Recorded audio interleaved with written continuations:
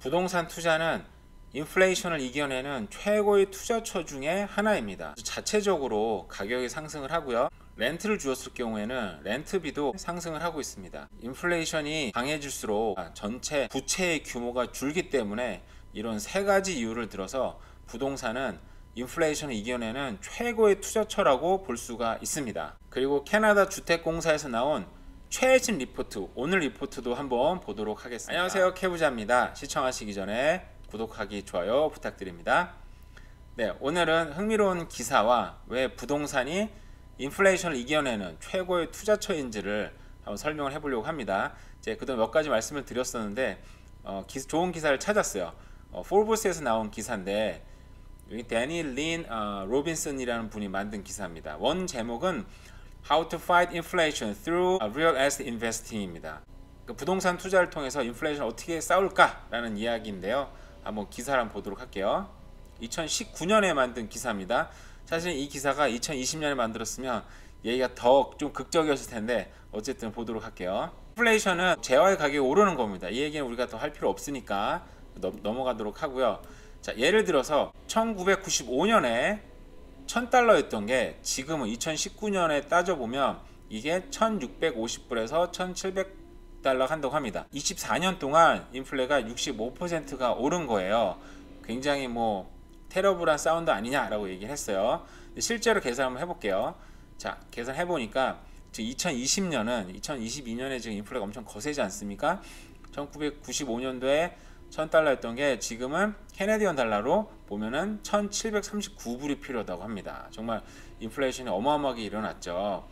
자, 계속 보도록 할게요. 자, 하우스 가격을 볼게요. 하우스 가격은 만약에 1995년도에 25만 불에 산 집은 지금 1919년도에 인플레이션을 계산해 보면 41만 9천 불이 필요하다. 근데 이게 하우스 가격 상승은 빼고 단순히 인플레이션으로만 계산한 겁니다. 언뜻 봤을 때 거의 2배 가까이는 아니지만 거의 70% 가까이 올랐죠. 그죠? 그래서 이상 인플레이션이 과연 가장 강한 어떤 자산이 뭘까라고 생각을 해볼 때 이분의 답은 The answer is real estate. 부동산이라고 얘기를 했어요. 왜 그럴지 한번 보도록 할게요. 첫 번째 이유입니다. Appreciating value. 자, 이것은 가격 자체의 상승이에요. 부동산 가격 자체는 매년마다 진로와에서 만든 자료를 보면 3%에서 5%가 계속 올랐다고 합니다. 근데 이건 평균적인 거지 사실 이거보다 더 큰 상승이 있을 때가 많았어요. 그래서 사실은 보면은 지금 막 미국 US 달러랑 캐나다랑 헷갈리는데 저희 요점은 인플레이션이 이렇고 부동산 자산이 이렇다는 거니까 감안해서 들으시면 좋을 것 같아요. 25만 불짜리의 집을 샀을 때 2019년인데 41만 9천 불이 됐다라고 했는데 실제로 우리 가격 한번 얼마나 변했는지 한번 보도록 하겠습니다. 1995년도에서 2019년 이 자료는 사실 2016년까지밖에 안 나왔어요. 그래 충분합니다. 그냥 40만 4억 정도가 됐던 자산이 하우스 같은 경우는 거의 1.8 밀리언으로 올랐습니다. 거의 4배 가까이 올랐어요. 그죠? 인플레이션 더하기 거기에 하우스 자체 가격만 거의 4배 이상 올랐고요. 하우스 보면 좀 그러니까 타운홈 볼까요? 타운홈도 20만 불 조금 넘었던 자산이 거의 70만 불까지 올라갔습니다. 이미 3배 이상 올라간 거예요. 아까 하우스는 4배 정도 가까이 올랐고 4배 이상 올랐네요. 4배 이상 올랐고 그리고 타운홈 같은 경우도 20만 불 조금 넘던 게 거의 70만 불 가까이 3배 이상 올랐고요. 콘도 같은 경우에 봐도 20만 불 안 되던 게 보면은 50만 불이 넘었습니다. 2.5배 이상이 올랐어요. 부동산은 어마어마하게 상승을 했기 때문에 확실히 인플레이션을 이기는 자산이 된다라고 말씀드릴 수 있고요.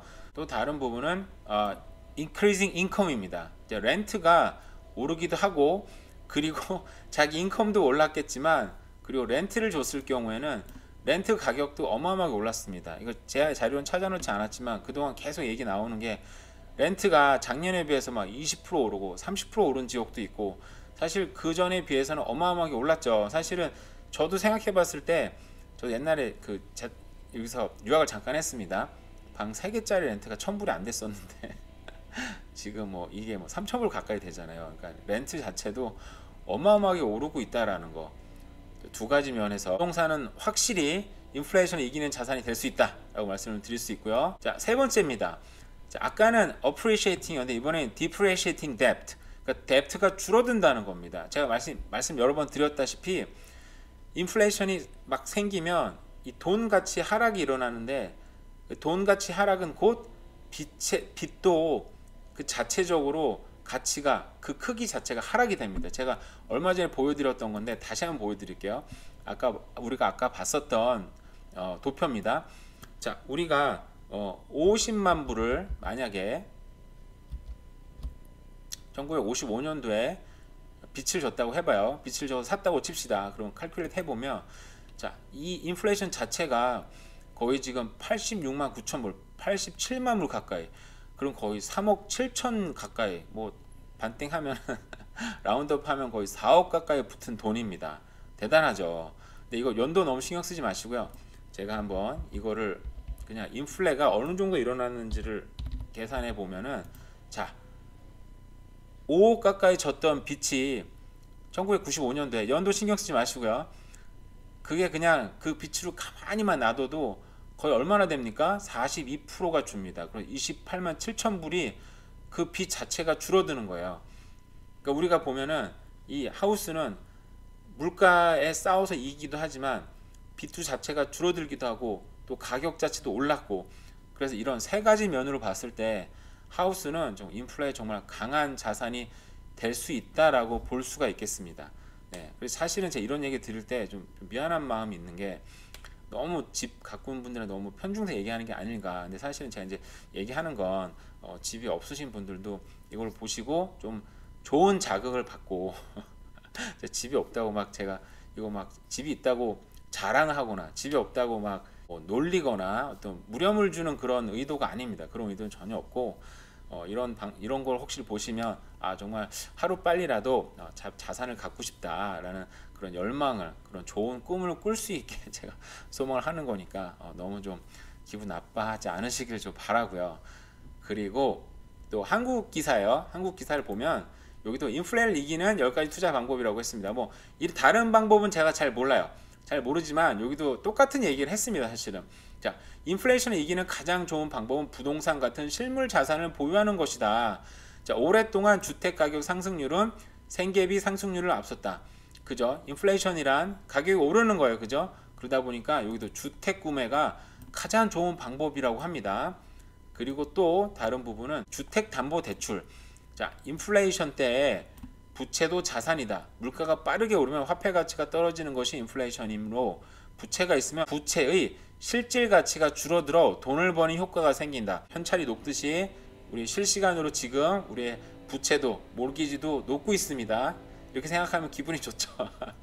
하우스 가격은 떨어졌다고 하지만 이렇게 생각하면 또 이 보는 시각에 따라서 굉장히 많이 달라질 수 있습니다. 우리가 긍정적인 마인드를 갖고 있어야 돼요. 그리고 캐나다 주택공사에서 나온 최신 리포트, 오늘 리포트도 한번 보도록 하겠습니다. 일단 핵심 내용을 보면 인플레이션이 지금 굉장히 거세다. 그래서 캐나다 경기가 지금 2022년 올해 말에는 살짝 경기 침체에 들어가서, 그리고 내년 상반기 이후에, 그러니까 여름 정도에는 본격적 리커버리, 본격적인 상승이 다시금 회복이 시작될 것 같다라고 얘기했습니다. 이런 거 보면 제가 RBC 리포트가 꾸준하다고 얘기했는데 거의 여러 기관에서 나온 리포트들이 거의 비슷해요.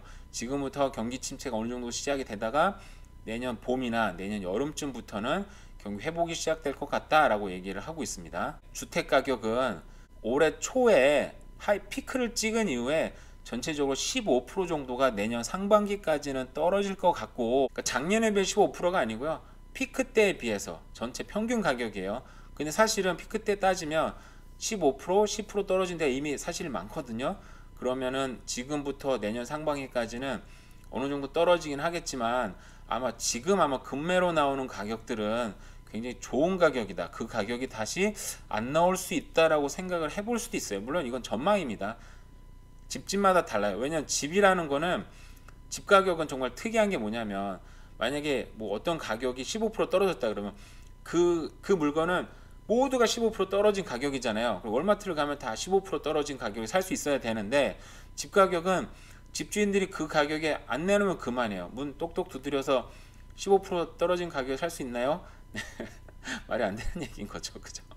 갑자기 생각하면서 웃겼어요. 네, 그러니까 이 집 가격은 너무 개별성이 강해서 그런 집을 찾아야 되는데, 그런 집을 찾으려면 운이 좋긴 해야 돼요. 내가 원하는 장소에, 내가 원하는 입지에, 내가 원하는 학군에 그런 집이 나올 수도 있지만 안 나올 수도 있다는 거죠. 그래서 그런 집은 잘 찾아야 된다라는 거 말씀을 좀 드리고 싶네요. 하지만 이런 집 가격이 떨어졌음에도 불구하고 구매력, affordability 때문에 집을 사는 건 여전히 어렵다고 했어요. 그리고 렌탈이 너무 비싸서 렌탈을 하던 사람들이 집을 사는 거는 only few인 사람들, 그러니까 굉장히 소수인 사람들만 아마 집을 사는 쪽으로 아마 나을 것 같다라고 했습니다. 그러니까 이게 렌트가 너무 비싸다 보니까 렌트를 해서는 돈을 모으기가 쉽지가 않은 게 현실이긴 해요. 그래서 사실은 집을 산다는 게 어떤 시기를 따져서, 물론 진짜 고수들, 완전 고수들 할 수 있겠죠. 근데 저처럼 평생 투자했던 게 늘 마이너스였던 사람들이 겨우 집 사서 부동산 투자를 해보니까 그제서야 플러스가 나는 걸 보면서 역시 부동산 투자를 해야 되는구나. 주식했다 인생 망하겠다 싶어서 부동산으로 이제 인생 방향을 좀 틀었죠. 그러다 보니까 웃음이 나오는데 그러다 보니까 부동산이 역시 좋구나 라는 생각을 하게 돼요. 자, 계속 보도록 하겠습니다. 7%에서 이번 달에 6.9%를 꺾이긴 해, 0.1% 꺾이긴 했는데 당분간 물가가 꺾이지 않을 것 같기 때문에 이 주택공사에서는 인터레스트는 계속 올릴 것 같다고 얘기를 했어요. 도표 한번 보도록 할게요. 보면 지금 우리가 2020년 가을에 있습니다. 기준금리가 3.25% 있으니까 한 이쯤 있는 거네요. 지금 커서가 좀 작아서 보이나요? 자, 깜빡이 펴놨죠? 자, 이쯤에 있는데요. 그래서 내년 상반기까지 또 올릴 것 같다고 얘기를 하고 있습니다. 그러니까 4%까지 올릴 것 같다고 얘기를 하고 있어요. 거기에 맞춰서 모기지 레이트도 6%. 이 미친 거 아닐까요? 그러다 보면은 스트레스 테스트는 아마 7%까지 견뎌야 될 거예요. 이러다 보니까 모기지 받는 게 너무 어려워요. 제가 봤을 때는. 저도 내년에 또 분양받은 게 있는데 이거 모기지 어떻게 받을지 걱정이 되긴 해요. 목숨 걸고 또 받아야 되는 입장이긴 한데, 자, 어쨌든 모기지 레이트가 올라가고 기준금리가 올라가고 모기지 레이트도 올라가는데 아마 2024년에 아마 떨어질 것 같다고 얘기는 하고 있습니다. 근데 어쨌든 이 구매력 자체는 나아지는 게 없기 때문에 집 사는 건 옛날에도 어렵고 지금도 어렵고 앞으로도 어렵다. 정말 집은 자기가 준비됐을 때 사는 게 답인 것 같다는 생각이 듭니다.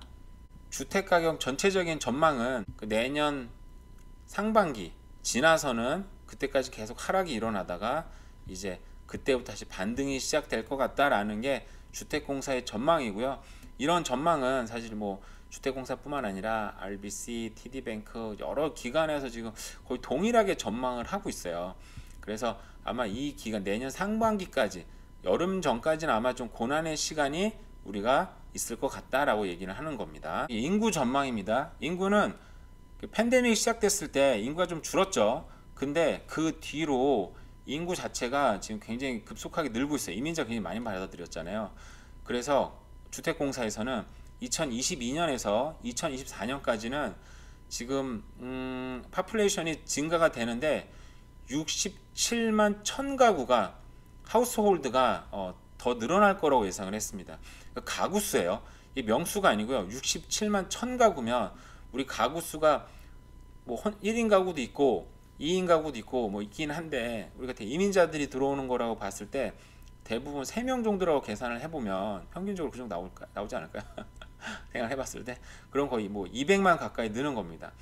가구 수가 늘어나면 당연히 이거는 아이들도 태어나니까. 근데 가구 수가 중요한 게, 인구가 한 명 늘 때는 집이 하나가 필요하지 않는데 가구 수가 하나 늘면 그때는 가구가 하나 필요합니다. 렌트를 하든지 집을 사든지 어쨌든 가구 하나가 대부분 필요하긴 해요. 그래서 가구 수가 늘어나는 게 사실 되게 중요한데 가구 수가 67만 1000가구가 늘어날 거로 예측을 했습니다. 건설수 자체도 여기서 같은 게, 여기 주택공사는 2023년도에 내년에는 24만 4천 채가 줄어들 거로 예측을 했습니다. 그래서 이게 2024년이나 돼야 아마 다시 좀 이제 늘어날 거다 예상을 했는데 지금 주택 경기가 지금 죽다 보니까 건설사들이 집을 이제 안 짓는 거죠. 근데 이 여파가 지금 안 지으면 내년쯤에 나타나고 내년 좀 회복될 때 다시 또 집을 짓기 시작하면 그게 2024년도에 나타난다는 거죠.